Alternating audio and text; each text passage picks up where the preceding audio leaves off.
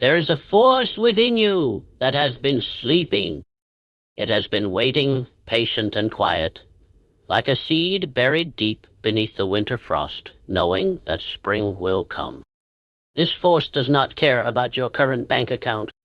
It does not care about your education, your background, or the circumstances that have shaped your life until this very moment. This force is older than money itself, more powerful than any institution, and more persistent than any obstacle you have ever faced or will ever face. This force is desire, and Napoleon Hill understood it better than perhaps any other person who ever put pen to paper in the pursuit of understanding human achievement. When Napoleon Hill wrote about desire, he was not writing about wishful thinking. He was not describing the casual daydreams that drift through our minds while we stand in line at the grocery store or sit in traffic on our way to jobs. We tolerate, but do not love. He was writing about something far more primal, far more consuming, and far more powerful. He was writing about the kind of desire that burns so hot it becomes indistinguishable from certainty.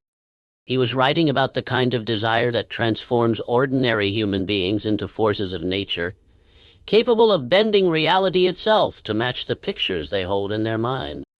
Consider for a moment the circumstances under which Napoleon Hill developed his philosophy.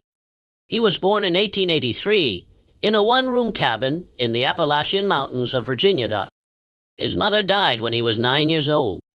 The poverty that surrounded him was not the kind of poverty that modern minds might imagine when they think of hardship. This was the grinding, relentless poverty of rural Appalachia at the end of the 19th century, where opportunity was as scarce as the food that sometimes failed to appear on the table. By all reasonable measures, Napoleon Hill should have lived and died in obscurity. Just another forgotten soul in a forgotten corner of America. But desire had other plans for Napoleon Hill, and Napoleon Hill had other plans for himself. His stepmother, who entered his life when his father remarried, saw. The story of how Napoleon Hill came to write his masterwork, Think and Grow Rich, is itself a testament to the power of desire. In 1908, Hill was working as a journalist, and he was assigned to interview Andrew Carnegie, who was at that time one of the wealthiest men in the world. Carnegie had built his fortune in the steel industry, but his true passion was understanding how success worked. He had spent decades studying the habits and philosophies of successful people, and he had developed a theory that there was a formula, a set of principles that anyone could apply to achieve whatever goals they set for themselves. Carnegie made Napoleon Hill an offer that would change both of their lives and ultimately change the lives of millions of people who would never meet either of them. He offered to introduce Hill to the most successful people in America, to give him access to the greatest minds of the industrial age, on one condition. Hill would have to spend 20 years studying these individuals, identifying the common principles that led to their success, and then organizing these principles into a philosophy that could be taught to ordinary people. Carnegie would not pay Hill for this work. He would only provide the introductions. The rest would be up to Hill himself. Think about this proposition for a moment. A young journalist barely making ends meet is offered the chance to spend 20 years working without compensation, on the promise that the knowledge he gains might eventually prove valuable. Every rational consideration would argue against accepting such an offer. 20 years is a long time. Bills need to be paid. Life needs to be lived. The prudent course of action would be to politely decline, to continue working as a journalist, to build a stable and predictable career. But Napoleon Hill was not interested in prudent courses of action. He was interested in discovering the secrets of success, and he recognized that Carnegie was offering him something more valuable than any salary. He was offering him the keys to the kingdom. Hill accepted the offer, and for the next 20 years he interviewed more than 500 of the most successful people in America, including Thomas Edison, Henry Ford, John D. Rockefeller, Alexander Graham Bell, Theodore Roosevelt, and many others whose names have become synonymous with achievement. What Hill discovered through these interviews forms the foundation of everything he would later teach. He discovered that success was not random. It was not a matter of luck or circumstance or being in the right place at the right time. Success followed predictable patterns, and at the center of every pattern, at the heart of every great achievement, was a single, essential element: burning desire. This is not a metaphor. When Hill used the word burning, he meant it literally. The desire that leads to great achievement is not a comfortable feeling. It is not a pleasant aspiration that you can set aside when life becomes inconvenient. Burning desire is exactly what it sounds like. A fire that consumes you, that keeps you awake at night, that follows you into your dreams, that makes ordinary life feel unbearable because you can see so clearly the gap between where you are and where you know you must be. Edwin C. Barnes provides perhaps the most striking illustration of this principle that Hill ever encountered. Barnes was an ordinary young man with an extraordinary desire. He wanted to become a business partner of Thomas Edison, not an employee, not a supplier, a partner, a hunter. This was, by any reasonable standard, an absurd ambition. Edison was the most famous inventor in the world. He had already created the phonograph, the motion picture camera, and countless other innovations that were transforming American life. He employed thousands of people. The idea that an unknown young man with no money, no connections, and no particular credentials could simply present himself at Edison's laboratory and somehow become his partner was laughable. But Barnes did not care what was reasonable. He cared only about his desire, and his desire was so strong that it had become the organizing principle of his existence. He arrived at Edison's laboratory in Orange, New Jersey, with nothing but the clothes on his back and a determination that Edison himself would later describe as unlike anything he had ever seen. When Edison first encountered Barnes, he saw a tramp standing in his office. But he also saw something in the young man's eyes that made him pause. He saw something that looked like certainty. Edison did not immediately offer Barnes a partnership. That would have been foolish, and Edison was not a foolish man. Instead, he offered Barnes a job at the lowest level of his organization, sweeping floors and doing other menial tasks. Many people, faced with such a humbling start to their grand ambitions, would have become discouraged.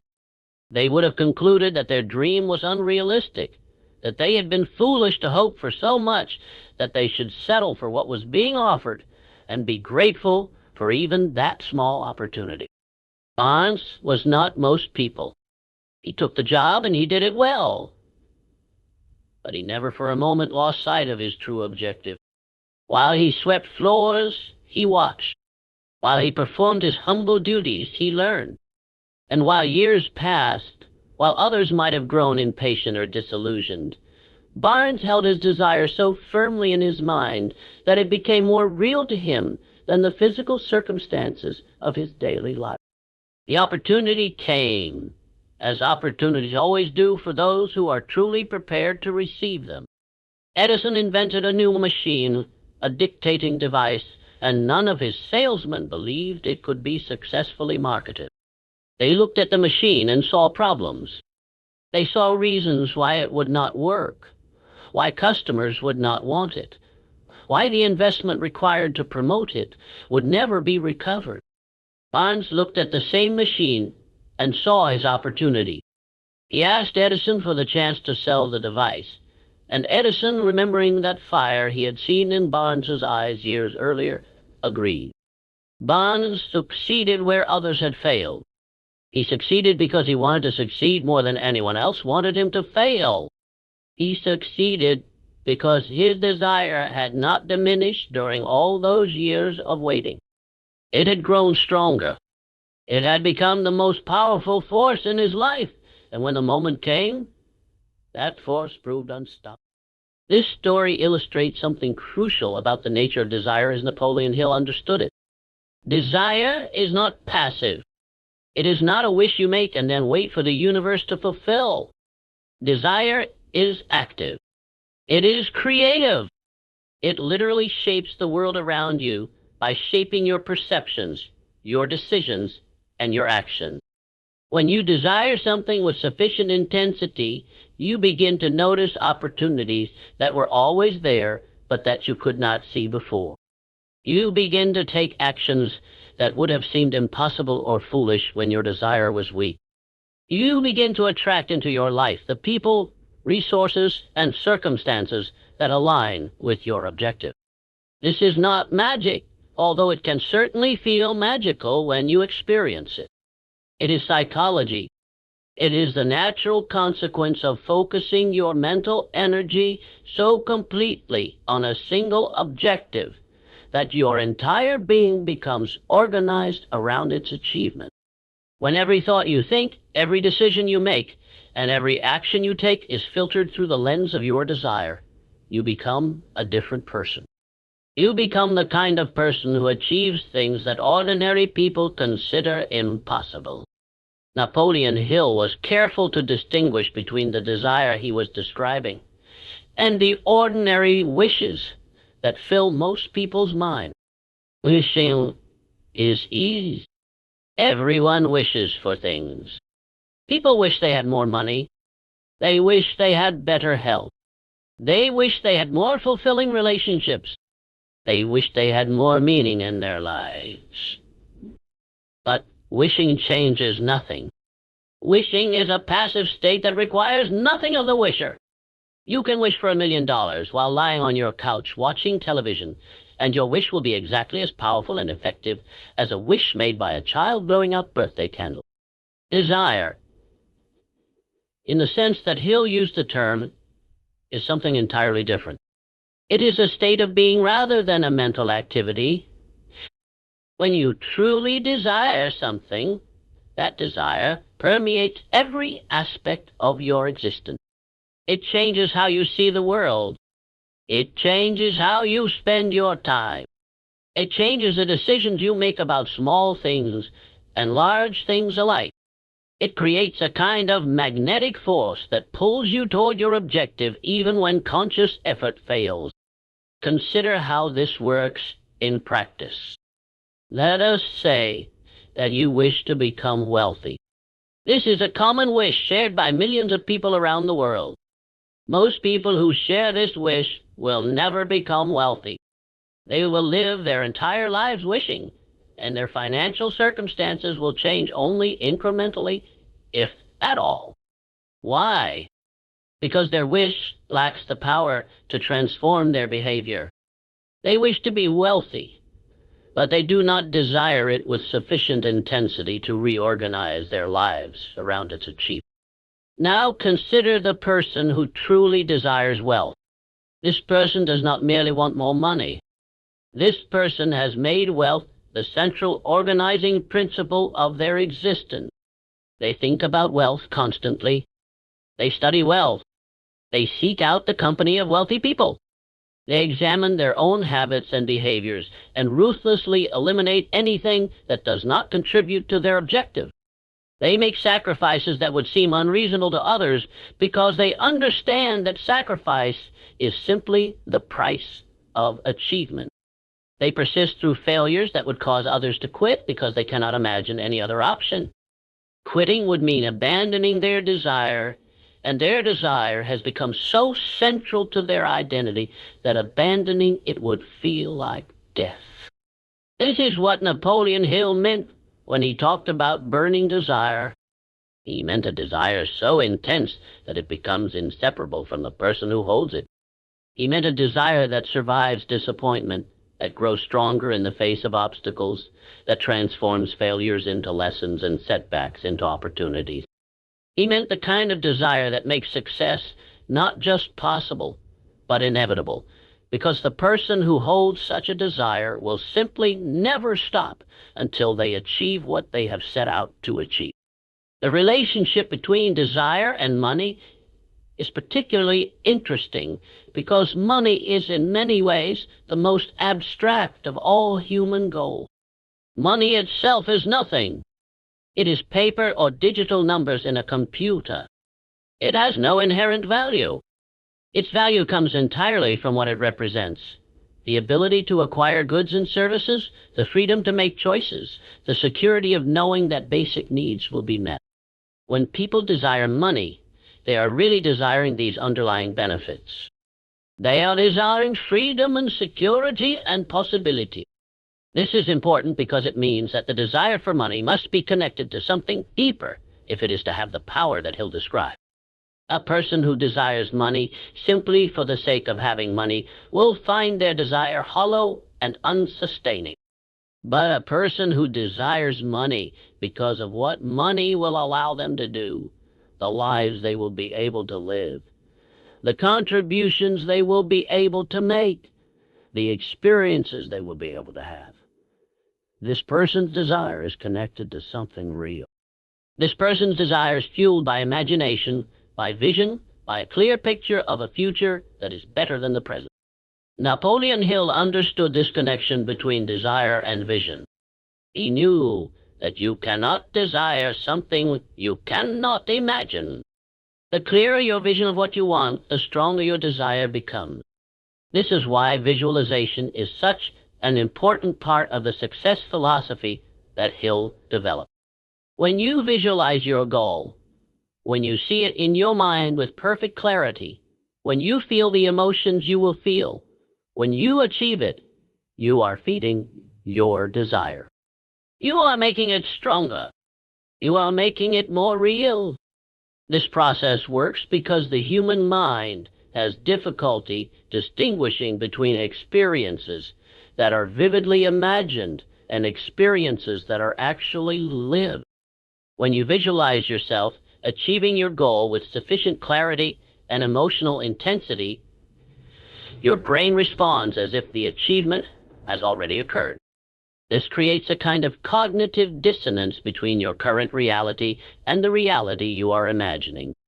Your brain does not like this dissonance. It seeks to resolve it. And the way it resolves it is by driving you to take the actions that will make your imagined reality actual. Athletes have long understood this principle. Before a big competition, elite athletes spend significant time visualizing their performance. They see themselves executing their movements perfectly. They feel the sensations of success in their bodies. They hear the sounds of victory. This visualization is not just positive thinking or wishful hoping. It is deliberate mental practice that prepares the brain and body for peak performance. The same principle applies to financial success or any other goal. When you clearly visualize yourself achieving your financial objectives, when you see the life you will live, the choices you will have, the contributions you will make, you are programming your mind for success. You are strengthening your desire. You are building the mental infrastructure that will support your achievement. But Napoleon Hill was always careful to emphasize that visualization alone is not enough. Desire without action is fantasy. The burning desire he described is not a replacement for hard work, but rather the fuel that makes hard work possible. People who truly desire something do not need to be motivated to work toward it. The work itself becomes a source of satisfaction, because every action taken is a step closer to the desired goal. The effort is not experienced as sacrifice, but as expression. It is the natural outpouring of a desire that cannot be contained. This helps explain why successful people often seem to work so hard while apparently enjoying every minute of it. From the outside, their effort can look exhausting, even obsessive. But from the inside, it feels different. When you are driven by true desire, work does not deplete you. It energizes you. Every challenge is an opportunity to prove your commitment. Every obstacle is a chance to demonstrate your determination. The struggle itself becomes meaningful because it is the medium through which your desire expresses itself. Napoleon Hill identified 6 specific steps that transform desire into its financial equivalent. Well, these steps are not arbitrary. They are the distillation of everything Hill learned from studying the most successful people of his era. They represent the practical application of the principle of desire, the method by which abstract wanting becomes concrete achievement. The first step is to fix in your mind the exact amount of money you desire.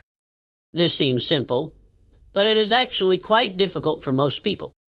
When asked how much money they want, most people give vague answers.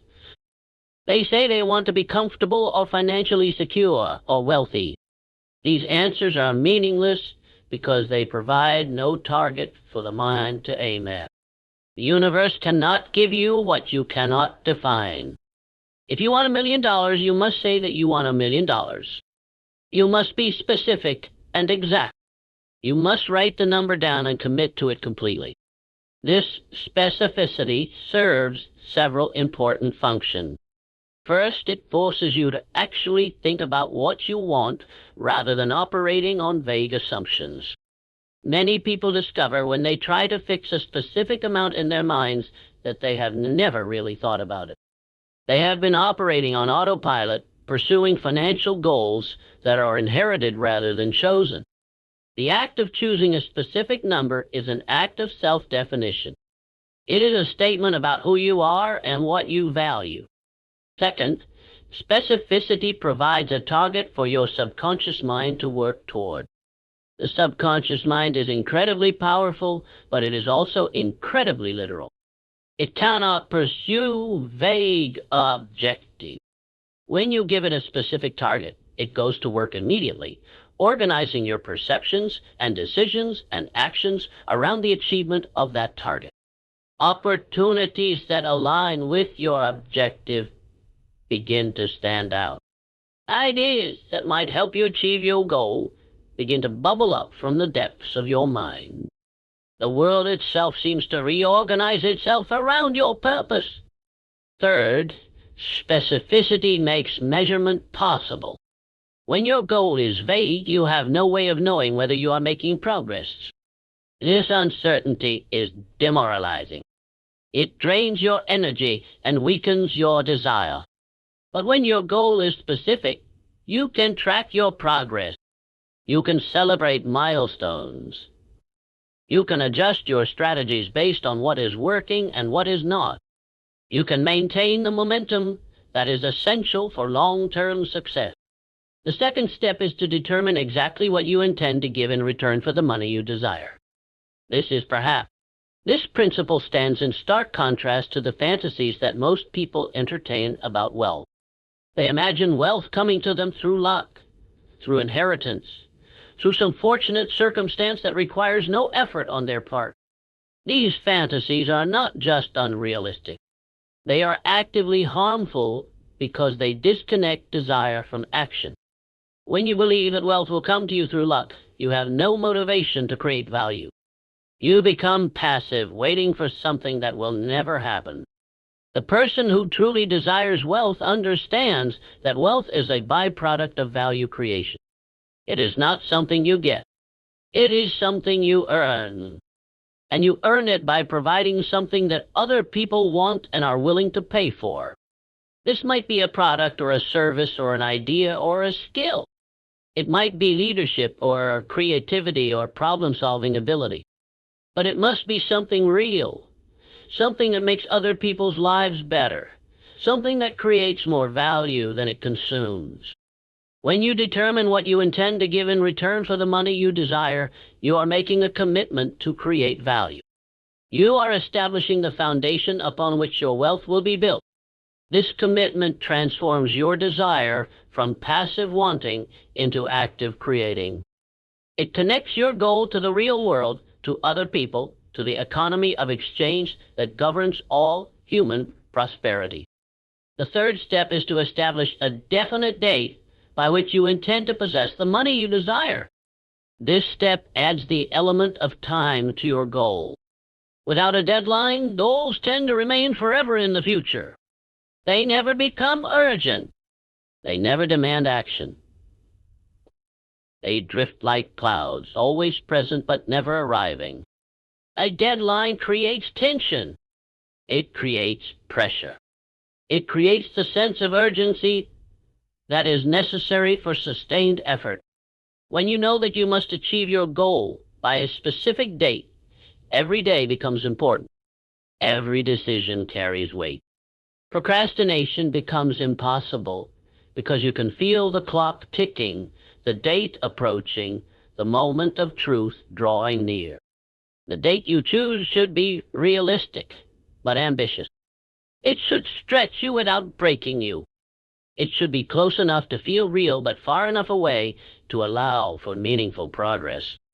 The exact date matters less than the act of choosing one. By fixing a date, you are making a commitment. You are telling yourself and the universe that you are serious about your desire. You are transforming a wish into a plan. The fourth step is to create a definite plan for carrying out your desire, and to begin at once, whether you are ready or not, to put this plan to action. This step is where desire meets reality. Plans are the bridge between wanting and having. Without a plan, desire remains abstract. With a plan, desire becomes actionable. Notice that Hill says to begin at once, whether you are ready or not. This is crucial. Most people never begin because they never feel ready. They are waiting for the perfect moment, the perfect plan, the perfect circumstances. They are waiting for certainty before they act. But certainty never comes. The perfect moment never arrives. If you wait until you are ready, you will wait forever. The truth is that you become ready by beginning. Action generates feedback. Feedback generates learning. Learning generates improvement. The plan you start with will not be the plan you end with. It will evolve as you learn. But evolution can only occur if there is something to evolve. You must begin with an imperfect plan rather than wait for a perfect one.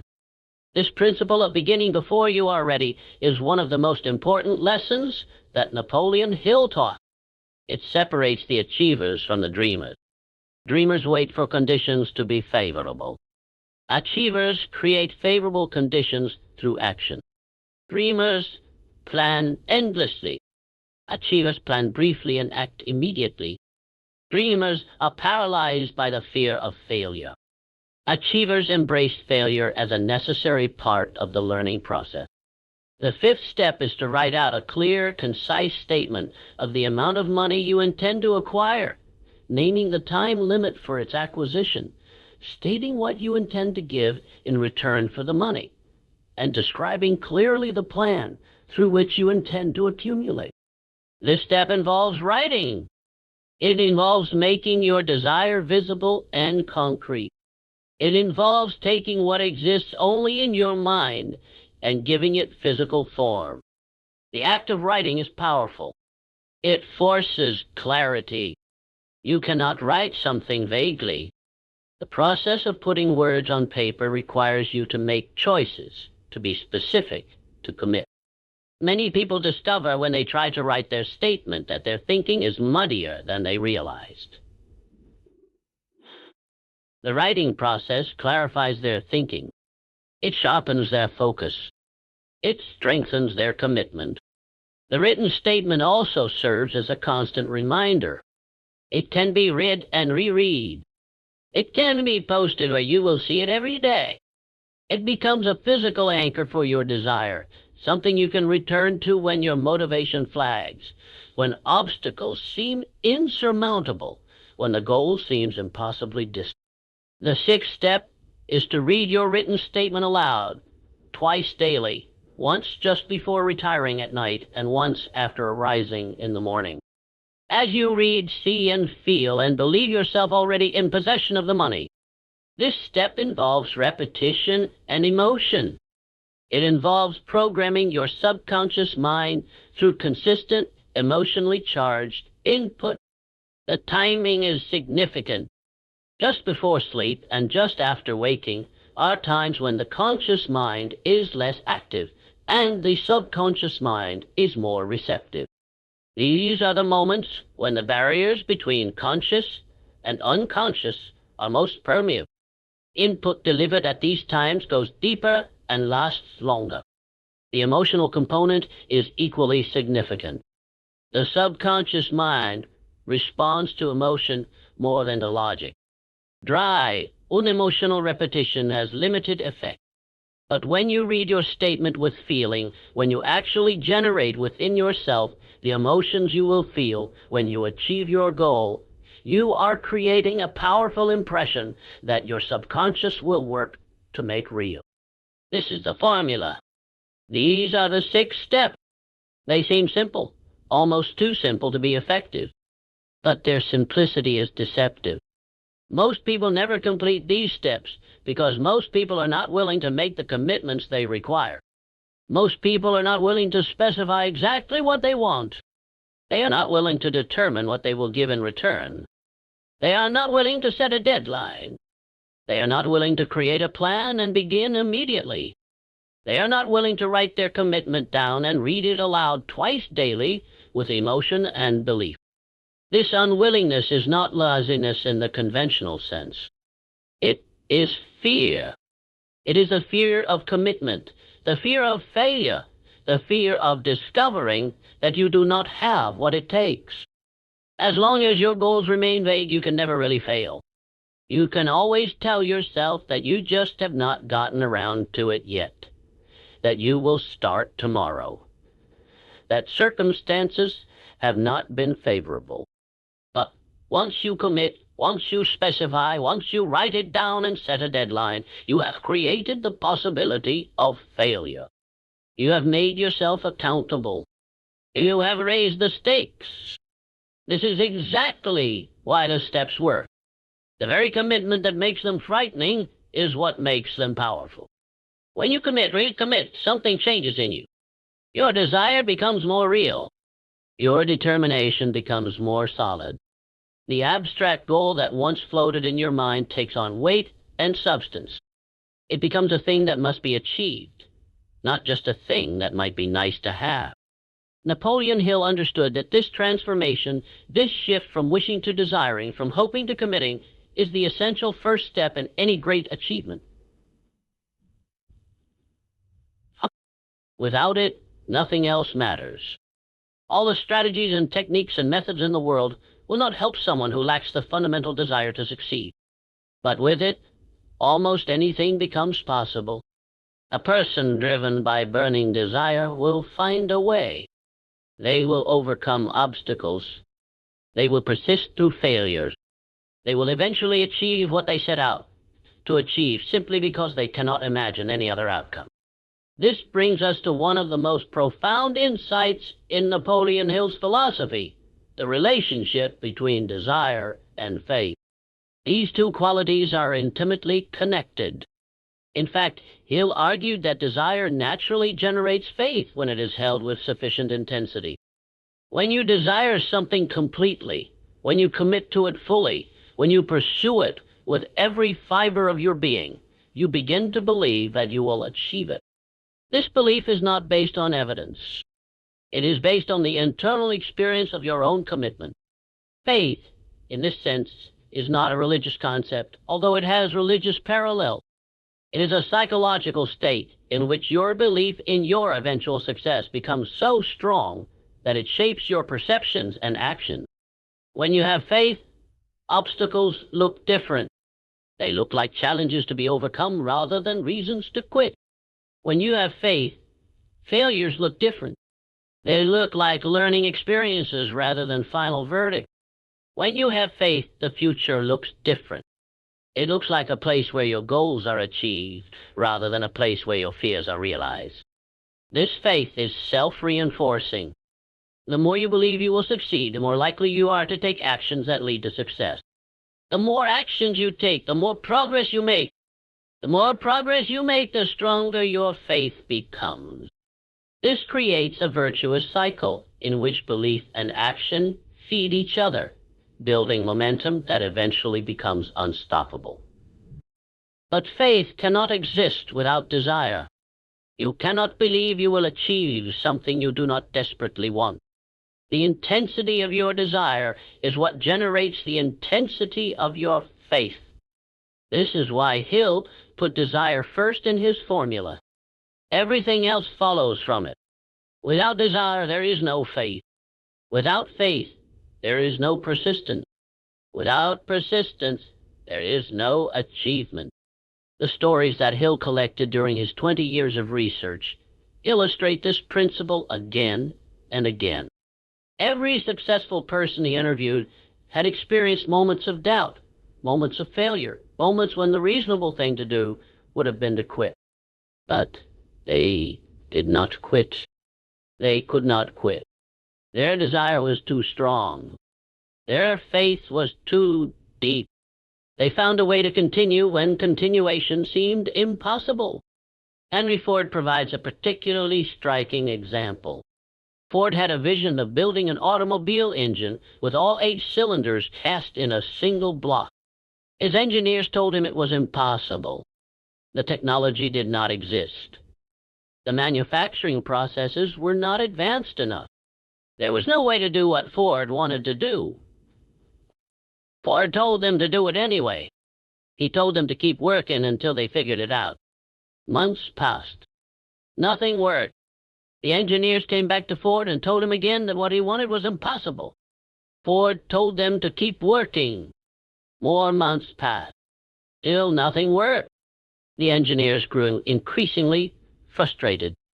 They knew the task was impossible. Why would Ford not accept reality? But Ford was not interested in accepting reality.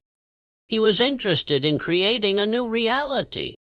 His desire for that 8-cylinder engine was so intense that he simply refused to consider the possibility of failure. He did not see the technical obstacles as reasons to quit. He saw them as problems to be solved. And eventually, after more than a year of effort, his engineers solved them. They found a way to do what they had said was impossible. This story is not about Ford's technical knowledge or his business acumen. It is about his desire. Ford wanted that engine more than his engineers wanted to find reasons why it could not be built. His desire overpowered their doubt. His faith overcame their skepticism. And in the end, reality bent to match his vision. Thomas Edison provides another example, perhaps the most famous example in the history of American invention. Edison is credited with saying that genius is 1% inspiration and 99% perspiration. This quote is often interpreted as a tribute to hard work, and it is certainly that. But it is also a statement about desire. The perspiration that Edison describes is not just physical effort. It is the outward manifestation of an inner fire that would not be extinguished. Edison conducted thousands of experiments in his quest to develop a practical incandescent light bulb. Each experiment that failed gave him information about what did not work. Each failure brought him closer to the solution.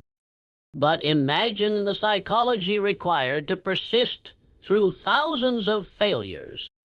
Imagine the strength of desire needed to continue when every attempt ends in disappointment. Most people would have quit after a dozen failures. Almost everyone would have quit after 100. But Edison was not most people. He was a man possessed by desire. The light bulb was not just a project for him. It was an obsession. He could see the finished product in his mind with perfect clarity. He could feel the satisfaction of success as if it had already occurred. This vision, this emotional connection to an outcome that had not yet happened, sustained him through failures that would have broken anyone whose desire was less intense. When Edison finally succeeded, when the first practical incandescent light bulb glowed in his laboratory, he had not just invented a new technology. He had demonstrated the power of desire. He had shown what becomes possible when a human being wants something so badly that failure is simply not an option. Napoleon Hill believed that this capacity for intense desire is present in everyone. It is not a gift reserved for the exceptional few. It is a human birthright that most people never claim. They never claim it because they are afraid of its power. They are afraid of wanting something so badly that its loss would devastate them. They protect themselves by keeping their desires modest and their expectations low. This self-protection comes at a terrible cost. By limiting your desire, you limit your potential. By keeping your goals small, you keep your life small. By protecting yourself from the pain of failure, you protect yourself from the joy of achievement. You trade the possibility of great success for the certainty of mediocrity. Napoleon Hill urged his readers to reject this bargain. He urged them to embrace desire fully, to let it burn within them, to stop protecting themselves from their own potential. He understood that this path is not easy. He understood that intense desire brings intense pain when things do not work out. He understood that the person who reaches for the stars may fall further than the person who never reaches at all. But he also understood that this risk is the price of a meaningful life. The person who never risks never achieves. The person who never fails never learns. The person who keeps their desires small lives a small life. And at the end of that life, they are left with the most painful question of all. What might I have become if I had only had the courage to try? The first $1 million that Hill mentions in his title is not really about money. Or rather, it is about money as a symbol of something larger. Money is a convenient way to measure achievement because it is objective and quantifiable. Either you have $1 million or you do not. There is no ambiguity, no room for self-deception. But the principles that lead to $1 million are the same principles that lead to any worthy goal.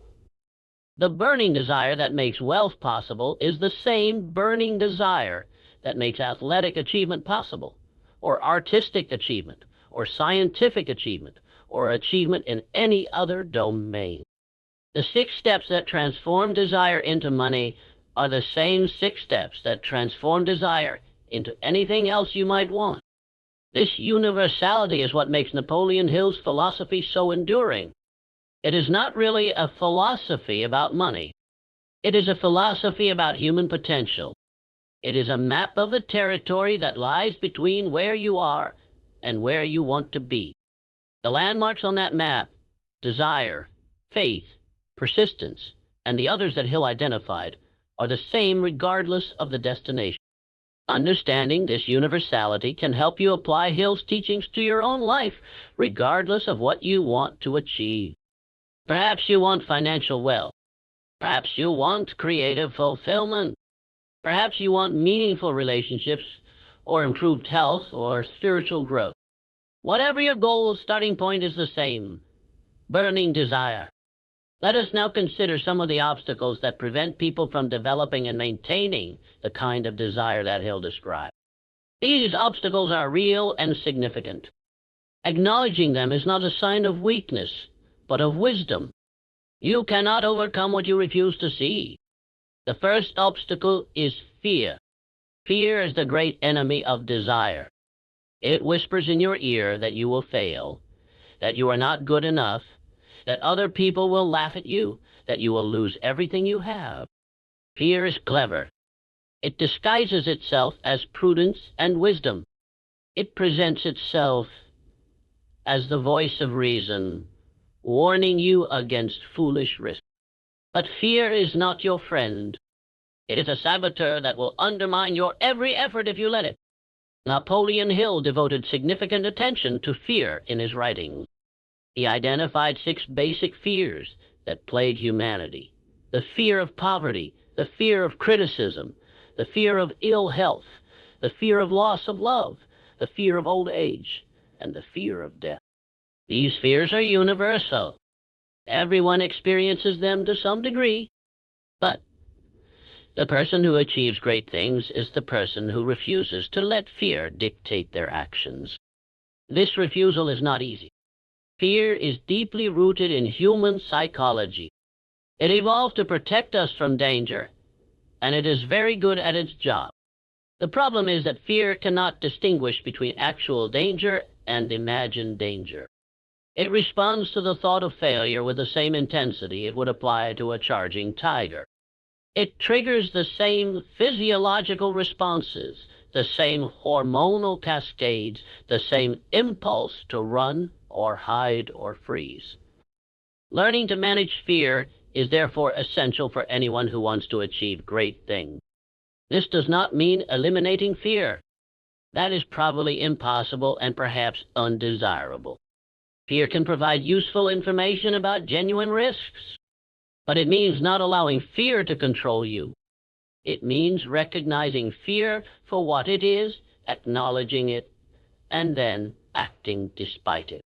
Courage, Hill would say, is not the absence of fear. It is the willingness to act in the presence of fear. Every successful person Hill interviewed had experienced fear. They were not superhuman. They were ordinary people who had learned to feel the fear and do it anyway. Their desire was stronger than their fear. Their vision of what they wanted was more compelling than their imagination of what they might lose. The second obstacle is doubt. Doubt is related to fear, but distinct from it. Fear is emotional. Doubt is intellectual. Fear makes you want to run. Doubt makes you question whether your goal is possible, whether you have what it takes, whether the effort is worth it. Doubt is particularly dangerous because it disguises itself as rationality. When you doubt, you feel like you are being realistic. You are not deceiving yourself with false optimism. You are facing facts squarely and honestly. This feels mature and responsible. But doubt is often not as rational as it appears. The voice of doubt tends to exaggerate obstacles and minimize resources. It focuses on what could go wrong while ignoring what could go right. It treats past failures as proof of future failure, while ignoring past successes that might predict future success. Doubt is not unbiased analysis. It is fear wearing the mask of reason. Napoleon Hill countered doubt with what he called autosuggestion, the practice of deliberately filling your mind with positive, affirming thought. The sixth step in his formula, reading your written statement aloud twice daily with emotion and belief, is a form of autosuggestion. By consistently exposing yourself to thoughts of success, you gradually crowd out the thoughts of doubt that would otherwise dominate your mind. This practice is not self-deception. It is self-direction. Your mind will be filled with thoughts regardless of what you do. The question is whether you will allow those thoughts to be determined by random circumstance and inherited pessimism, or whether you will take control and deliberately choose thoughts that support your goal. The third obstacle is past failure. Most people have tried to achieve things in the past and failed. These failures leave marks on the psyche. They create beliefs about what is possible and what is not. They generate stories that people tell themselves about who they are and what they are capable of. These stories are often the biggest obstacles to future success. If you tried to start a business in the past and failed, you may carry a story that you are not cut out for business. If you tried to lose weight and failed, you may carry a story that you lack willpower. If you tried to improve your finances and failed, you may carry a story that you will never be good with money. These stories feel true because they are based on actual experiences. But they are interpretations of those experiences, not the experiences themselves. The same facts can support very different stories. Your failed business could be interpreted as proof that you are not cut out for business. Or it could be interpreted as a valuable learning experience that taught you what not to do next time. Your failed diet could be proof of weak willpower. Or it could be proof that you were using the wrong approach and need to try a different one. Napoleon Hill would urge you to examine the stories you tell yourself about your past failure. Are these stories serving you? Are they supporting your desire and strengthening your faith? Or are they undermining your desire and weakening your faith? If the latter, it is time to write new stories. Not lies or fantasies, but new interpretations that are equally true to the facts, but more supportive of your goal. The fourth obstacle is the opinions of others. Most people are surrounded by people who do not believe in their dreams. These might be family members, friends, colleagues, or acquaintances. They might be well-meaning people who do not want to see you hurt. They might be jealous people who do not want to see you succeed. They might be cynical people who do not believe anyone can achieve anything worthwhile. Whatever their motivations, these people pour doubt and discouragement into your ears every day. They tell you to be realistic. They remind you of your past failures. They point out all the reasons why your goals are impossible. They serve as a constant reminder that the world does not believe in you. This is why Napoleon Hill emphasized the importance of surrounding yourself with people who support your dreams. He called this the mastermind principle, the idea that two or more minds working together in harmony can accomplish more than any single mind alone. A mastermind group is not just a source of ideas and resources. It is a source of encouragement and belief. It is a sanctuary where your dreams are taken seriously, where your desire is met with respect rather than ridicule. If you do not have such a group, you must create one. Seek out people who share your ambition. Find mentors who have achieved what you want to achieve. Limit your exposure to people who drain your energy and fill your mind with doubt. This is not about being intolerant or closed-minded. It is about protecting the precious flame of your desire from those who would extinguish it. The fifth obstacle is impatience. In a world of instant gratification, people expect quick results. They set goals, work for a few weeks or months, and then become frustrated when success does not immediately appear. They conclude that their goal is unachievable, or that they are on the wrong path, or that the whole enterprise is a waste of time. They quit and move on to something else, only to repeat the same cycle. Napoleon Hill's research showed that success rarely comes quickly. The stories he collected were stories of years, sometimes decades, of persistent effort before breakthrough occurred. Edwin Barnes waited years to become Edison's partner. Henry Ford spent more than a year trying to build an engine his engineers said was impossible. Edison conducted thousands of experiments before achieving success. This pattern is the rule, not the exception. The overnight success you read about in the newspapers is almost always the result of years of work that the newspapers never covered. The sudden breakthrough is almost always preceded by countless small advances that accumulated gradually over time. The moment of triumph is the visible peak of an invisible mountain of effort. Impatience is deadly because it causes people to quit just before they would have succeeded. Napoleon Hill wrote about this phenomenon extensively. He told stories of gold miners who gave up just 3 feet from a major vein, of inventors who abandoned projects that were on the verge of success, of entrepreneurs who walked away from businesses that were about to turn the corner. These stories are heartbreaking because the people involved could not see how close they were. Their impatience blinded them to the opportunity that was within their grasp. The antidote to impatience is faith. When you truly believe that you will succeed, time becomes irrelevant. Whether success comes in a year or 10 years, you know it is coming. This knowledge allows you to persist when others would quit. It allows you to endure the disappointments and setbacks that are inevitable on any worthwhile path. It gives you the long-term perspective that is essential for long-term success. The sixth obstacle is lack of clarity. Many people fail not because they lack desire, but because their desire is unfocused. They want many things simultaneously. They pursue multiple goals at once. Their energy is scattered across a dozen different objectives, with the result that none of them receives the concentrated attention necessary for achievement.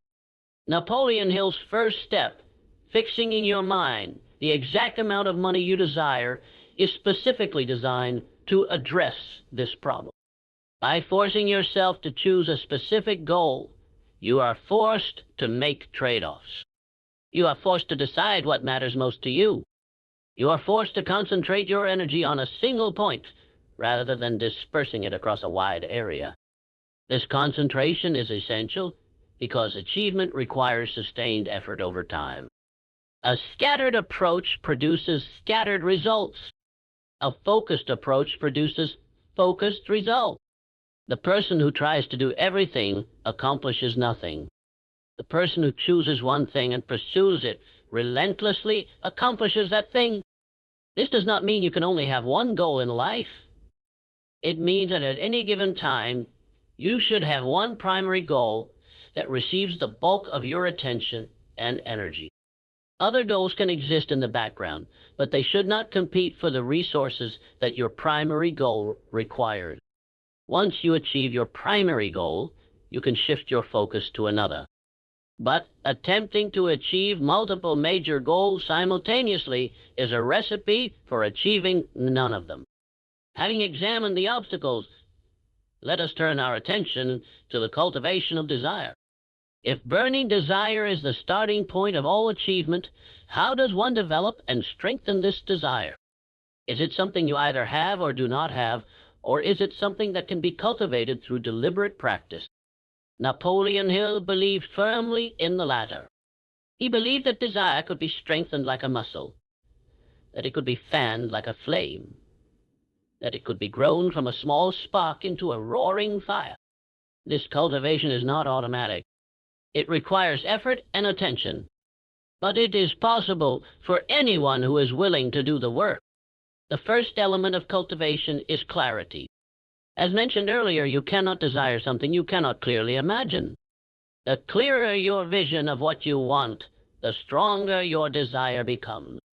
Therefore, one of the most important practices for strengthening desire is to spend time clarifying exactly what you want.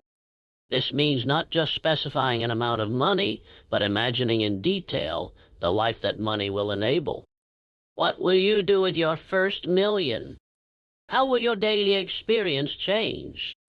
Where will you live? How will you spend your time? Who will you spend it with? What contributions will you make? What experiences will you have? The more detailed and vivid this vision, the more powerfully it will pull you toward its realization. Visualization is not daydreaming. It is deliberate, focused mental rehearsal. It involves engaging all your senses, not just sight. What will success sound like? What will it feel like? What emotions will you experience? When you visualize with this level of intensity, you create neural pathways in your brain that are similar to those created by actual experience.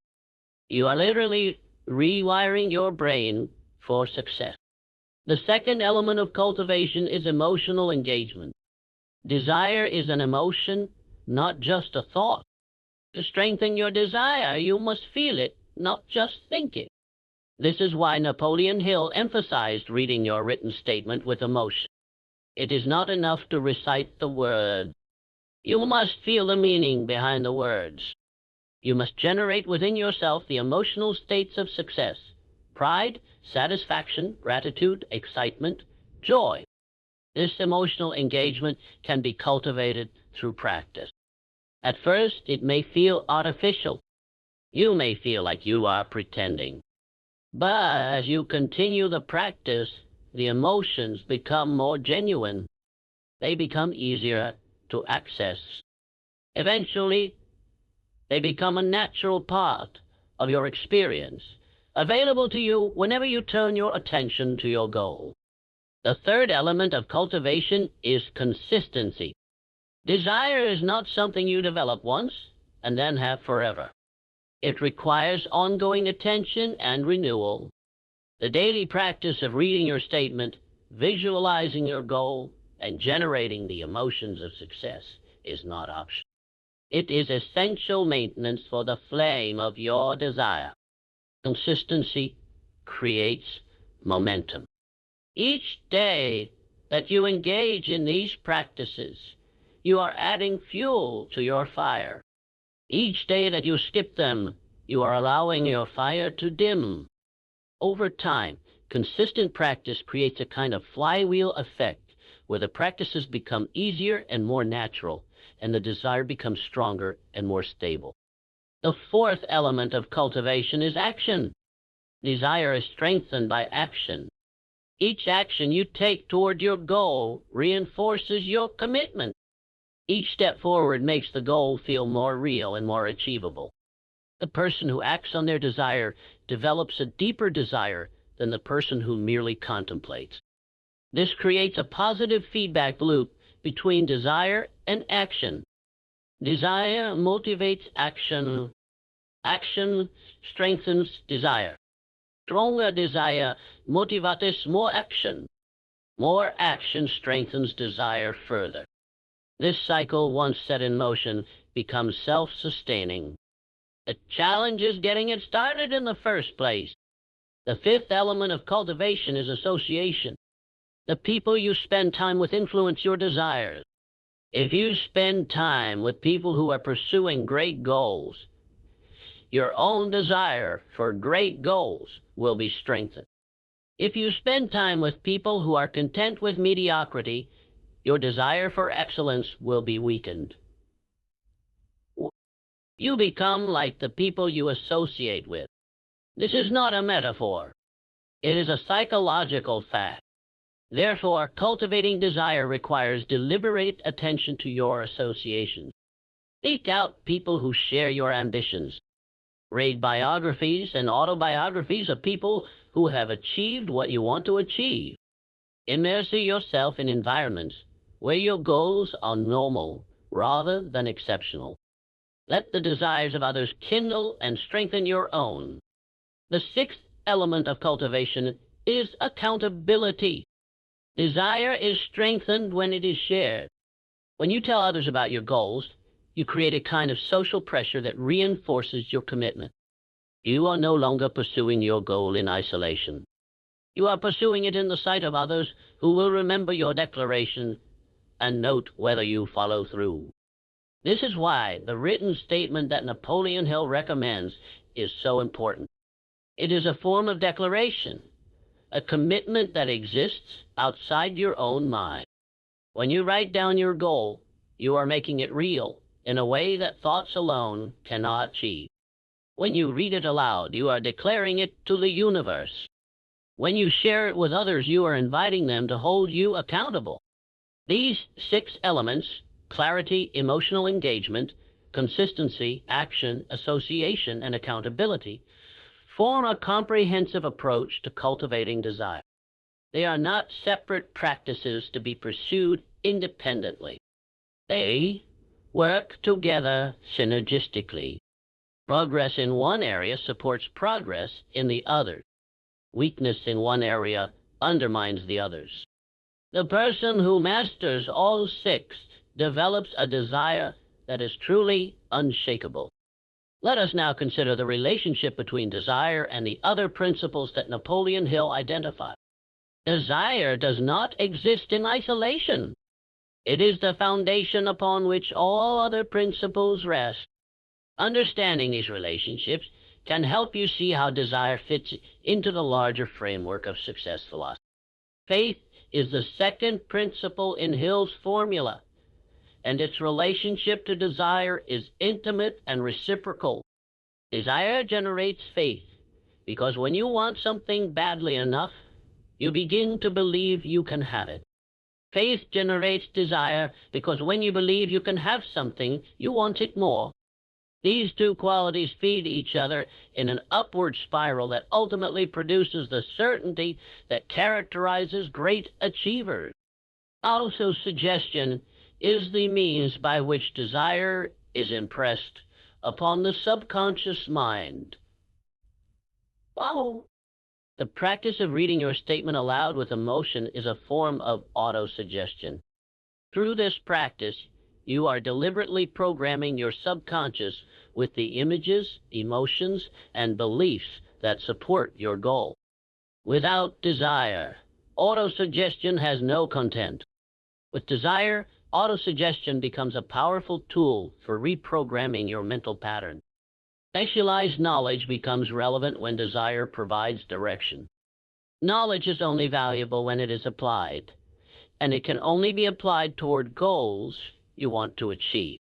Desire tells you what knowledge you need. It motivates you to acquire that knowledge. It determines how you will use it once you have it. Imagination is the faculty through which desire is shaped and clarified. Your imagination allows you to create detailed visions of what you want. These visions, in turn, strengthen your desire by making it more concrete and more real. The interplay between imagination and desire is continuous. Each feeds the other, producing visions that become more vivid and desires that become more intense. Organized planning is desire's practical expression. When you truly desire something, you naturally begin to plan how to achieve it. The plan itself is a product of desire. It emerges from the creative problem solving that desire motivates. Without desire, there is no motivation to plan. With desire, planning becomes natural and even inevitable. Decision is the act of committing to your desire. Hill observed that successful people make decisions quickly and change them slowly, while unsuccessful people make decisions slowly and change them quickly. This pattern is directly related to desire. When you truly desire something, you do not hesitate. You decide quickly because your desire makes the choice obvious. And you do not change your decision because your desire makes alternative courses of action unthinkable. Persistence is desire extended through time. It is the refusal to quit when obstacles appear, when progress slows, when the goal seems unreachable. Persistence is only possible when desire is strong. Weak desire produces weak persistence. Strong desire produces strong persistence. The person who truly desires something will persist until they achieve it, no matter how long it takes or how many setbacks they encounter. The mastermind principle, as mentioned earlier, involves surrounding yourself with people who support your desire. These people provide ideas, resources, and encouragement that you cannot provide for yourself. They strengthen your desire through their own faith and commitment. They hold you accountable and help you stay on track. The quality of your mastermind group is directly related to the strength of your desire. The subconscious mind is the medium through which desire does its work. Your subconscious is always active, always processing information, always generating ideas and impulses. When your desire is strong and clear, your subconscious works continuously on its achievement even while you sleep. It notices opportunities that your conscious mind might miss. It generates insights that seem to come from nowhere. It creates the conditions for what seems like luck, but is actually the result of a mind organized around a clear objective. The brain is the physical organ through which all mental processes occur. Hill understood that the brain could be trained and developed like any other organ. The practices he recommended, visualization, autosuggestion, emotional engagement, are essentially training exercises for the brain. They strengthen the neural pathways that support your desire while weakening those that undermine it. Finally, the sixth sense, which Hill described as the door to the temple of wisdom, becomes accessible only to those whose desire has developed fully. This faculty, which might be called intuition or inspiration, provides guidance that transcends ordinary rational thought. It is the source of the flashes of insight that lead to breakthrough achievements. It operates mysteriously, but it appears to respond to the depth and sincerity of the seeker's desire. These principles form a coherent system with desire at its center. They are not separate techniques to be applied independently, but interconnected facets of a single approach to achievement. Mastery of one contributes to mastery of all. Weakness in one undermines all. And desire is the energy that powers the entire system. Napoleon Hill spent much of his later life teaching these principles to others. He wrote numerous books, gave countless lectures, and reached millions of people with his message. In all this teaching, he returned again and again to the theme of desire. He knew that without desire, all the other principles were useless. And he knew that with desire, all obstacles could be overcome. His confidence came from decades of observation and experience. He had seen too many examples of desire's power to doubt it. He had watched unknown people become famous, poor people become rich, ordinary people become extraordinary. In every case, the pattern was the same. First came the desire, burning and unquenchable. Then came the faith that made achievement seem not just possible, but inevitable. Then came the persistent action that translated desire into reality. And finally came the achievement itself, as natural and predictable as the harvest that follows planting. This pattern is not secret. It is available to anyone who wants to learn it. But learning it requires more than intellectual understanding. It requires the willingness to commit, to feel, to act. It requires the courage to want something so badly that you are willing to risk failure. It requires the faith to persist when logic says you should quit. It requires, in short, the cultivation of the very desire that the pattern describes. This is the deepest message of Napoleon Hill's teaching. The formula he offers is not just a technique for getting what you want. It is a way of becoming who you need to be to get what you want. The person who truly masters the art of desire is not the same person who began the journey. They have been transformed by the process.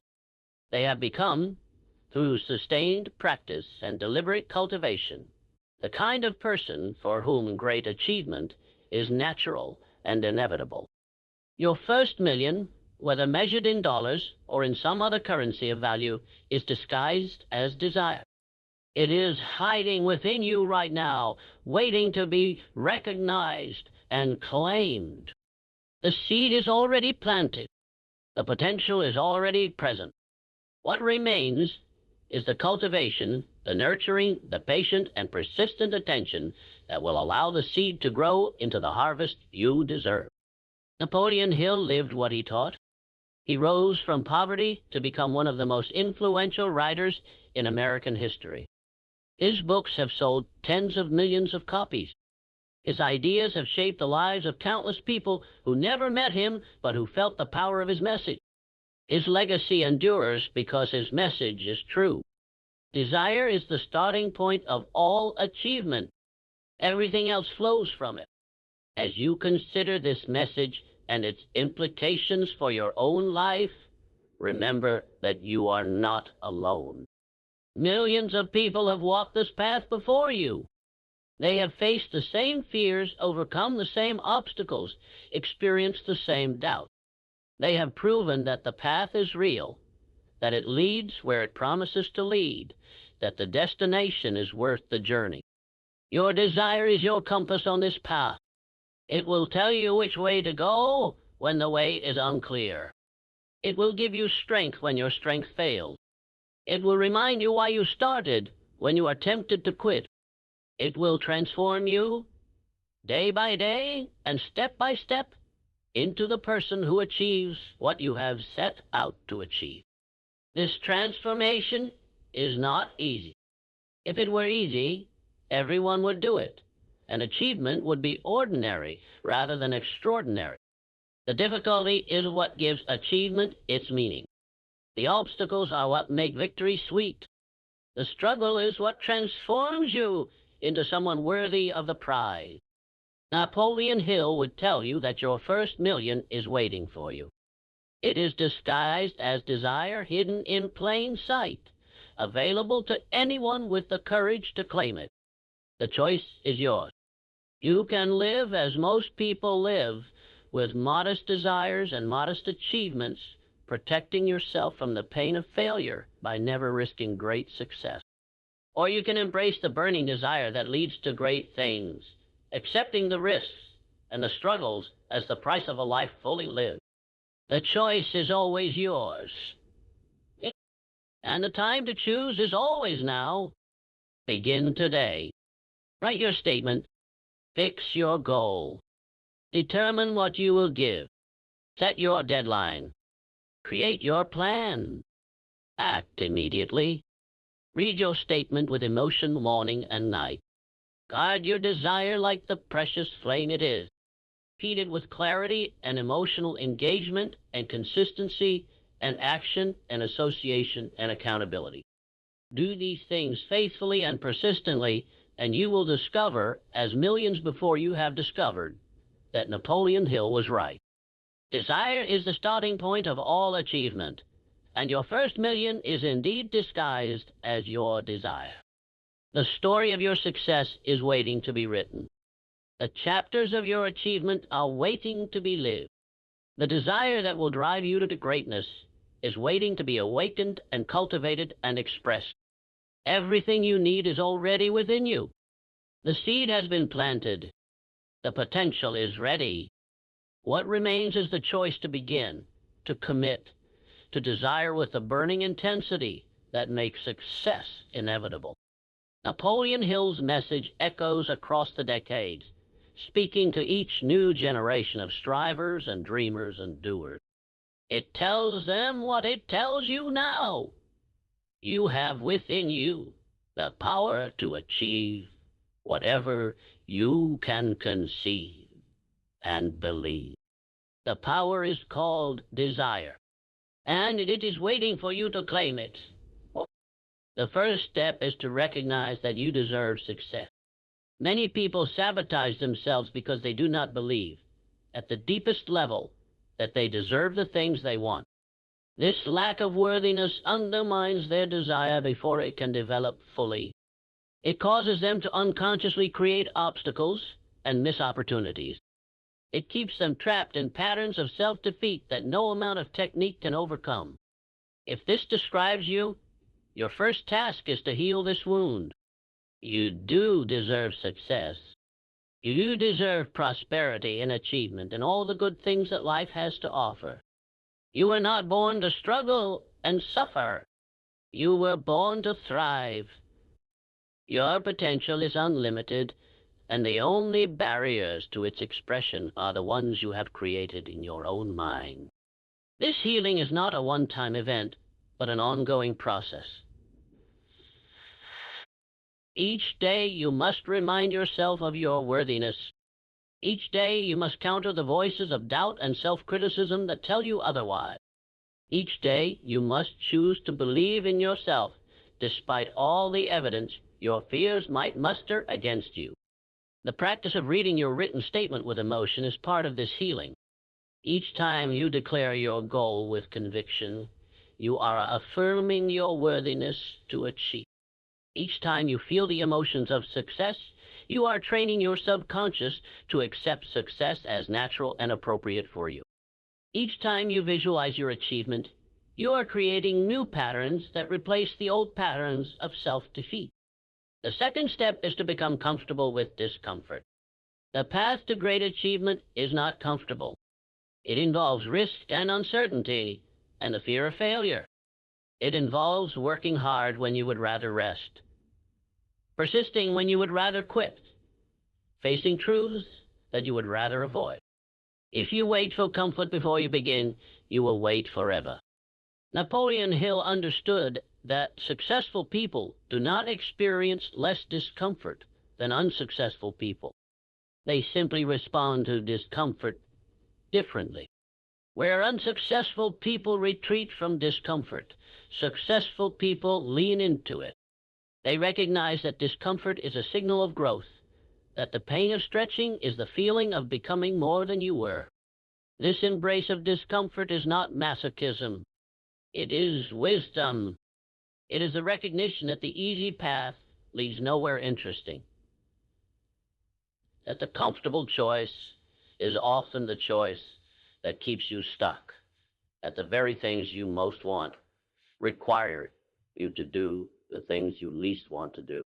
When you understand this, discomfort loses its power to stop you. It becomes merely information, a sign that you are on the right track. The third step is to make your desire non-negotiable. This means treating your goal not as a preference, but as a necessity. Preferences can be sacrificed when circumstances become difficult. Necessities cannot. When your desire is a preference, you will find reasons to abandon it when obstacles arise. When your desire is a necessity, you will find ways to overcome those obstacles. This shift from preference to necessity is a shift in identity. It is the decision that achieving your goal is not something you might do, but something you will do. Something that is as certain as the sunrise. This certainty does not come from evidence. It comes from commitment.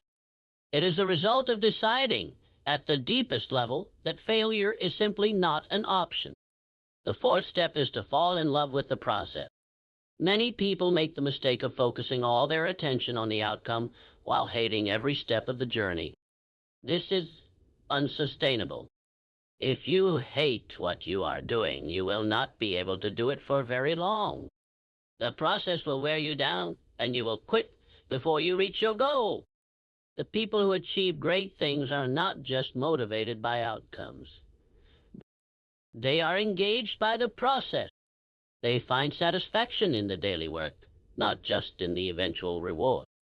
They are curious about the challenges they face and creative in their responses. They experience flow, the state of complete absorption that occurs when a person is fully engaged in a meaningful activity.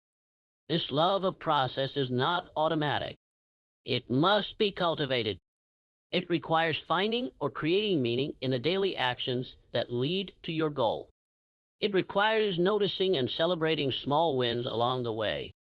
It requires maintaining a sense of purpose that connects your everyday efforts to your larger vision. When you love the process, persistence becomes natural. The journey itself becomes the reward. The fifth step is to learn from everyone who has gone before you. You are not the first person to pursue great goals. Millions have walked this path before you.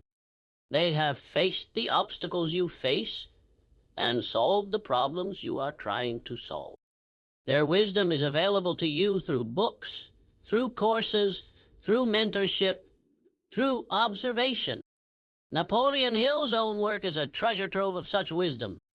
He spent 20 years distilling the secrets of the most successful people of his era. The principles he identified are not his personal opinion. They are the patterns he observed in hundreds of successful lives. They have been tested and validated by countless practitioners since his time. They work. But his work is only the beginning. There are many other sources of wisdom available to you. Read biographies of people who have achieved what you want to achieve. Study their habits, their mindsets, their approaches to obstacles. Find mentors who can guide you through the specific challenges of your particular path. Learn from those who are a few steps ahead of you on the journey. You do not have to figure everything out on your own. The sixth step is to give more than you expect to receive. This principle is counterintuitive to many people. They think of success as getting more than they give, as somehow extracting value from the world rather than adding to it. This mindset is not only morally questionable, but practically ineffective. The world responds to value creation, not value extraction. Those who give the most ultimately receive the most. This principle operates on multiple levels. On the most basic level, it means providing excellent products or services that genuinely improve people's lives. It means caring about quality, about customer satisfaction, about doing work that you can be proud of. On a deeper level, it means approaching all relationships with generosity, giving help and support and encouragement freely without immediate expectation of return. When you give more than you expect to receive, you create a kind of moral credit that the universe eventually repays. You build relationships based on trust and gratitude. You attract opportunities that would never come to someone focused only on taking. You experience the satisfaction that comes from genuine contribution, which is far more sustaining than the pleasure of mere acquisition. The seventh step is to persist through failure. Failure is not the opposite of success. It is part of success. Every successful person has failed, usually many times. The difference between those who ultimately succeed and those who do not is not the absence of failure, but the response to failure. When you fail, you have a choice. You can interpret the failure as evidence that you are not capable, that your goal is unrealistic, that you should give up. Or you can interpret the failure as feedback, as information about what does not work, as a stepping stone to eventual success. The interpretation you choose will determine your future. Napoleon Hill was emphatic on this point. He had seen too many people quit at the first sign of difficulty, and he had seen too many people succeed after overcoming obstacles that would have stopped the less committed. He knew that every failure contains the seed of an equivalent or greater benefit, but that seed can only germinate if the person who experiences the failure chooses to plant it rather than throw it away. The eighth step is to stay focused on your own path. In the age of social media, it is easy to become distracted by what others are doing. You see people who appear to be succeeding faster than you, achieving more than you, living better lives than you. This comparison is toxic. It drains your energy and undermines your confidence. It takes your focus off your own goals and places it on metrics that may be entirely irrelevant to your actual desire. The truth is that you cannot know what is happening in another person's life. The success you see on social media is curated and filtered. The achievements you admire may have come at costs you cannot imagine. And even if another person's success is exactly as it appears, it has nothing to do with you. Your path is your path. Your timeline is your timeline. Your goals are your goals. Comparing yourself to others is comparing apples to asteroids. Stay focused on your own path. Measure your progress against your own starting point, not against someone else's current position. Celebrate your own wins, no matter how small they may seem compared to what others are achieving. The only competition that matters is the competition between who you are and who you could become. The ninth step is to take care of your body and mind. Achievement requires energy, and energy requires health.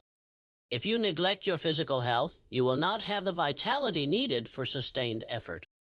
If you neglect your mental health, you will not have the clarity and emotional stability needed to navigate challenges. This means eating well, sleeping enough, exercising regularly, and managing stress. These are not luxuries to be enjoyed when time permits. They are foundations that support everything else you do. The most brilliant strategy in the world is useless if you are too exhausted to execute it. The strongest desire in the world is wasted if your health prevents you from acting on it. Many ambitious people make the mistake of sacrificing their health in pursuit of their goals. They work too many hours, sleep too little, eat poorly, and neglect exercise. This may produce short-term gains, but it always leads to long-term costs. The body and mind are not machines that can run indefinitely without maintenance. They are living systems that require care and attention. The 10th step is to practice gratitude. Gratitude is the antidote to many of the negative emotions that can derail your progress. When you feel grateful, you cannot feel jealous or resentful or self-pitying. Gratitude focuses your attention on what you have rather than what you lack, on how far you have come rather than how far you have yet to go. This does not mean ignoring problems or pretending that everything is perfect. It means holding both perspectives simultaneously. acknowledging what needs to improve while also appreciating what is already good. This balanced perspective keeps you motivated without making you miserable. It allows you to strive for more while remaining content with enough. A daily gratitude practice is one of the simplest and most effective habits you can develop. Each day, take a few minutes to identify things you are grateful for.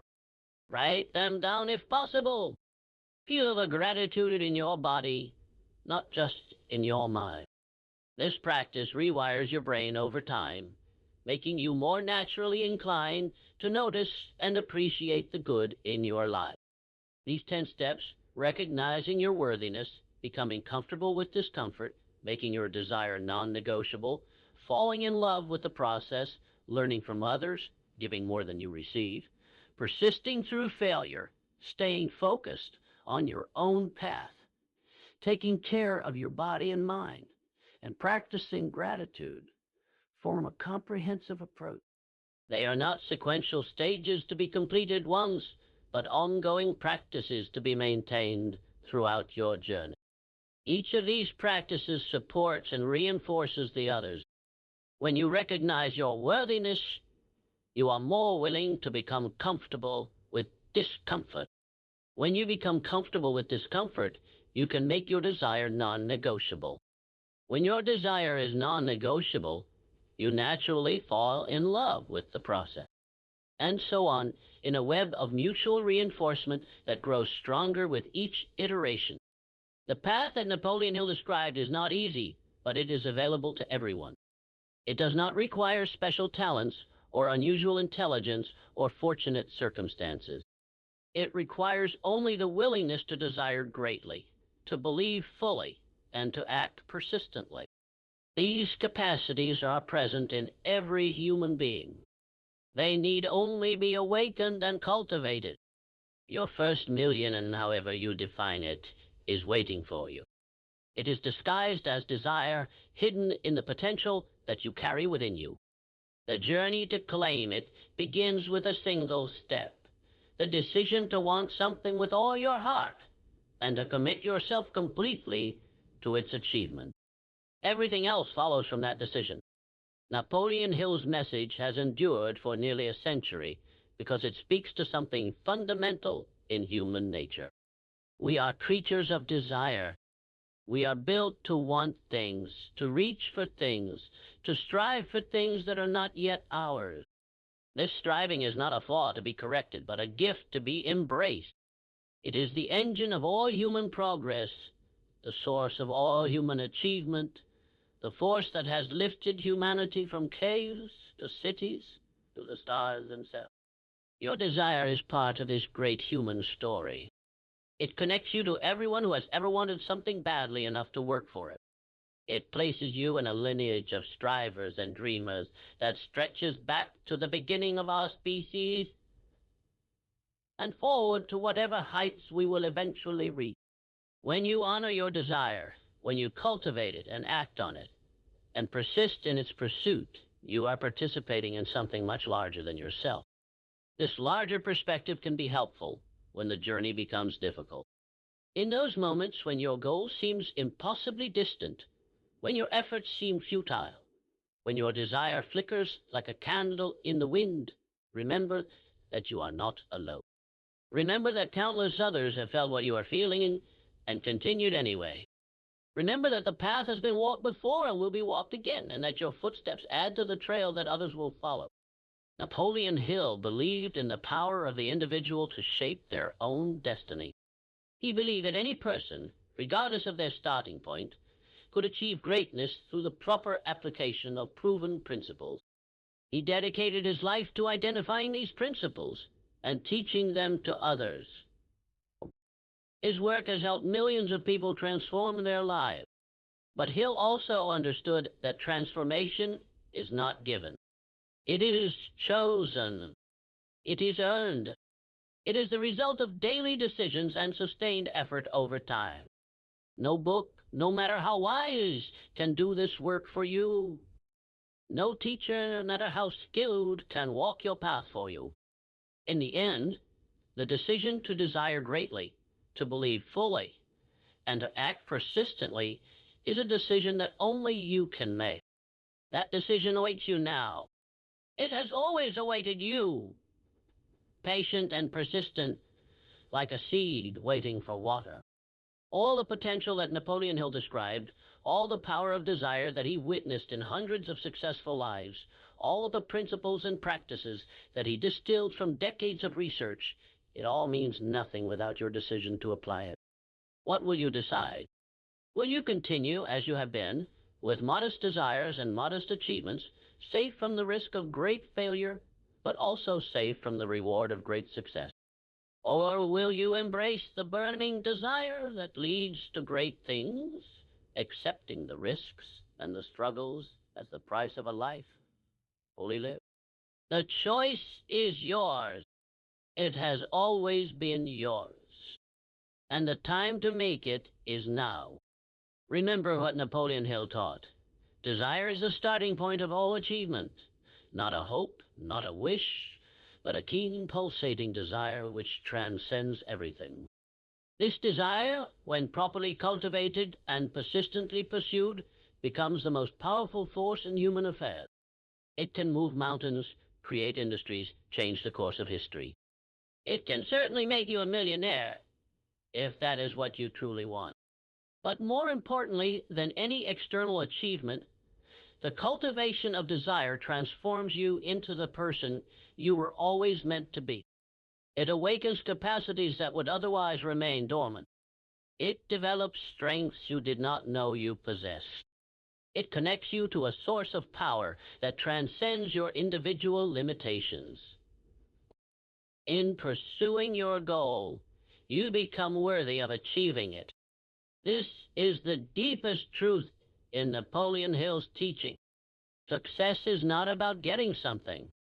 It is about becoming someone. The person who truly masters the art of desire does not merely accumulate wealth or achievement. They develop a character of strength and purpose that no external circumstance can shake. They become, in the deepest sense, successful, regardless of what they do or do not possess. Your first million is disguised as desire. This is not just a metaphor. It is a description of how reality works. The desire comes first. It precedes and creates the achievement. Without the desire, there can be no achievement, no matter how favorable the circumstances. With the desire, achievement becomes not just possible, but inevitable, no matter how unfavorable the circumstances. Napoleon Hill proved this principle with his own life. He rose from poverty to prosperity, from obscurity to influence, from humble beginnings to a legacy that has touched millions of lives. He did this not because he was special, but because he applied the principles he taught. He desired greatly. He believed fully. He acted persistently. And he achieved what he set out to achieve. You can do the same. The principles that worked for Napoleon Hill will work for you. The desire that powered his success can power yours. The path that led him from where he was to where he wanted to be is the same path that can lead you from where you are to where you want to be. Begin today. Define your desire. Fix it firmly in your mind. Write it down. Read it with emotion. Believe it completely. Act on it immediately. Persist through every obstacle. And watch as the universe reorganizes itself to make your desire real. Your first million is waiting. It has been waiting your entire life. It is disguised as desire, hidden in plain sight, available to anyone with the courage to claim it. The only question is, will that someone be you? Napoleon Hill spent his life answering this question with a resounding yes. He believed in human potential with an intensity that inspired everyone who encountered his work. He knew, from decades of research and observation, that ordinary people are capable of extraordinary things. He saw it happen again and again. He documented it in case study after case study. and he dedicated his life to helping others see what he had seen. The torch that Napoleon Hill carried now passes to you. His message, preserved in his books and perpetuated by generations of teachers and students, awaits your response. Will you take up the torch? Will you apply the principles? Will you cultivate the desire that makes all things possible? The decision is yours. The power is yours. The potential is yours. And the time is now. Go forth and desire greatly. Go forth and believe fully. Go forth and act persistently. Go forth and claim your first million, which has been waiting for you all along, disguised as the burning desire that is your birthright and your destiny.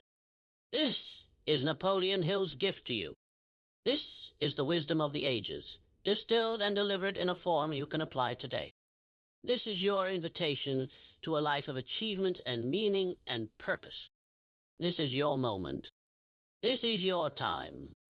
Desire is the starting point of all achievement.